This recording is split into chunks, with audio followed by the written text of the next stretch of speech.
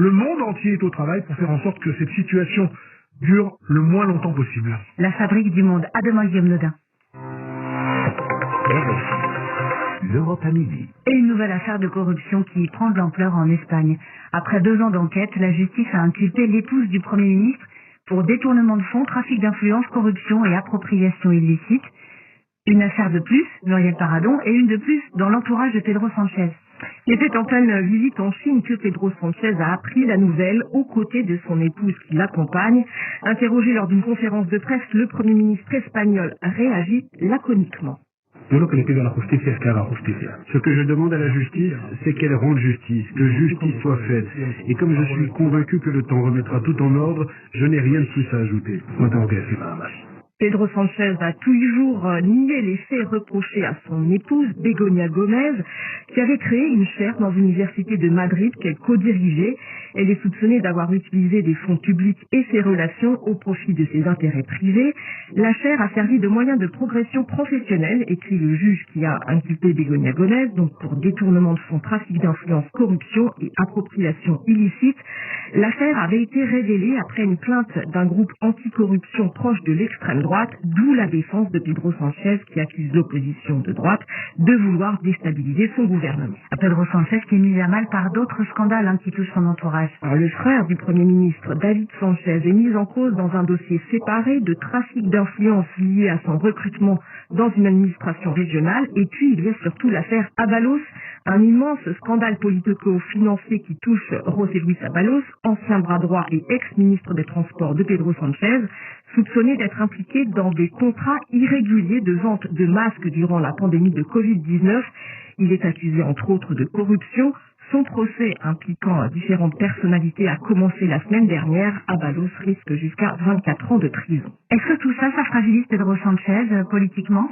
Alors l'opposition se délecte de toutes ces affaires et réclame depuis des mois la démission de Pedro Sanchez, mais le Premier ministre espagnol reste droit dans ses bottes. Il nie avoir été au courant de cette affaire de contrat irrégulier. Il a même été jusqu'à dire qu'il ne connaissait pas personnellement José Luis Ábalos, alors qu'ils étaient très proches. Pour l'instant donc, Pedro Sanchez survit politiquement. Lors de récentes élections régionales, son parti, le Parti socialiste, en est plutôt bien tiré, bénéficiant des positions anti-guerre du Premier ministre, qui ont fait remonter sa cote de popularité. Prochaine élection test qui sera scrutée de près le 17 mai en Andalousie, un bastion traditionnel des socialistes. Muriel Paradon. L'Espagne qui officialise la régularisation de 500 000 immigrés. Le texte final doit être formellement validé aujourd'hui en Conseil des ministres. Et le chef du gouvernement précise, il s'agit bien d'une régularisation pour des personnes qui font déjà partie de notre quotidien, dit Pedro Sanchez. Le principal problème pour des milliers d'immigrés, écrit le journal El País, c'est l'obtention rapide d'un certificat attestant l'absence de casier judiciaire dans leur pays d'origine. Mais le gouvernement espagnol a prévu d'aider ceux qui ne pourraient pas obtenir le document dans les délais imposés. On a déjà parlé de ce projet de régularisation de la politique migratoire du gouvernement de gauche en Espagne, à contre-courant de presque tous les autres pays européens, comme le Danemark par exemple, qui a considérablement durci les règles, et nous en parlons avec vous, Julia Dumont. Bonjour. Bonjour. Vous travaillez pour le site Info Migrants et vous revenez justement du Danemark. Vous avez pu notamment vous rendre dans le centre d'Avnstrup, l'antichambre des expulsions, comme vous le dites dans le titre de votre article. À quoi est-ce qu'il ressemble ce centre ? Alors ce centre d'expulsion, c'est un ancien sanatorium ouvert en 1940. Donc il faut imaginer des grands bâtiments en briques qui sont situés à peu près à 50 km à l'ouest de Copenhague, dans une zone vraiment forestière. En fait, c'est un lieu très isolé au milieu de la forêt où on se rend plutôt pour faire de la randonnée a priori. Et donc aujourd'hui, c'est un centre d'expulsion qui est géré par la Croix-Rouge et qui est destiné aux familles qui ont vocation à être expulsées du pays. Je précise ça parce que les hommes seuls, eux, sont hébergés dans un autre centre qui, lui, est géré par l'administration pénitentiaire. Et donc, dans ce centre, il faut enfermer, par exemple, les personnes qui sont dublinées, donc qui sont arrivées en Europe par un autre pays que le Danemark, qui doivent y retourner parce qu'elles ont laissé leurs empreintes, les personnes qui ont été déboutées de l'asile, ou bien celles qui ont été condamnées en justice pendant l'examen de leur dossier d'asile. Toutes ces personnes ont en commun qu'elles n'ont plus le droit au séjour au Danemark et elles doivent quitter le pays.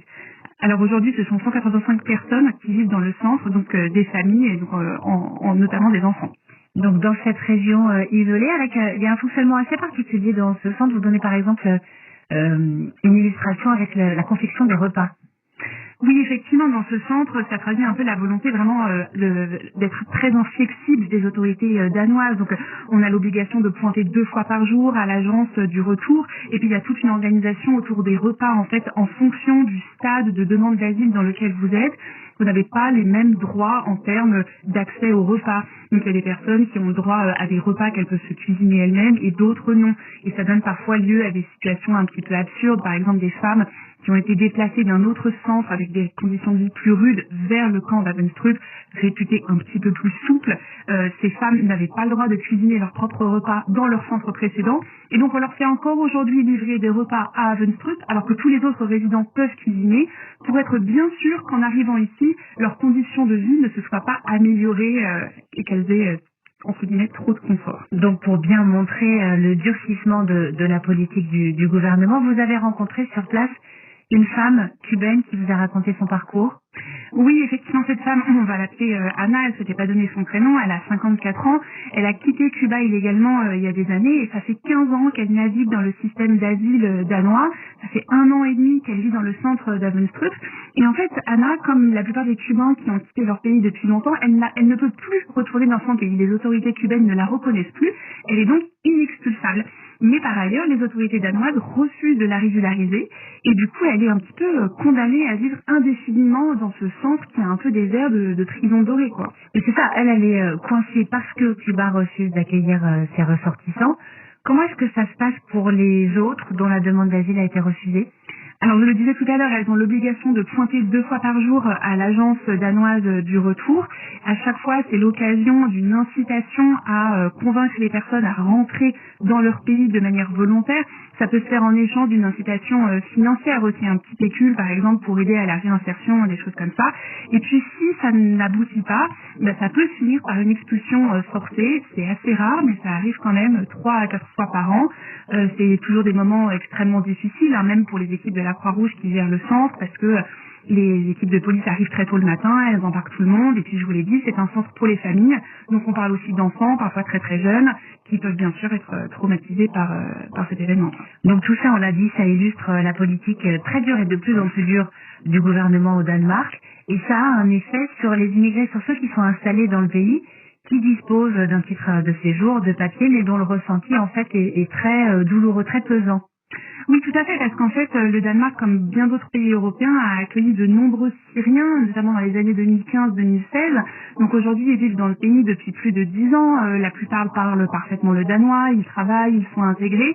Et ils ont encore l'obligation de renouveler leur permis de résidence tous les 2 ans, avec toujours cette épée de Damoclès au-dessus de la tête, parce que les autorités leur laissent entendre que la Syrie est considérée aujourd'hui comme suffisamment sûre pour qu'ils puissent y retourner. Mais eux, bien sûr, ne le souhaitent pas. Ils ont construit une nouvelle vie au Danemark, ils souhaitent pouvoir y rester. Julia Dumont, vos articles au Danemark dans le centre de rétention qu'on évoquait et le récit des immigrés que vous avez rencontrés à Copenhague sont à lire sur le site infomigrants.net. La France à midi. C'est un autre type d'expulsion qui se prépare en Hongrie. Le futur Premier ministre Péter Magyar a déjà prévenu qu'il ne comptait plus protéger les responsables conservateurs polonais du PiS, le parti longtemps au pouvoir en Pologne. Plusieurs d'entre eux, poursuivis par la justice de leur pays, avaient pu demander l'asile politique dans la Hongrie de Viktor Orban, dont un député et un ancien ministre de la Justice. Mais après sa victoire, Péter Magyar a répété son souhait de les rendre à la Pologne et Adrien Sarlat, c'est une première étape pour resserrer les liens avec les autres Européens.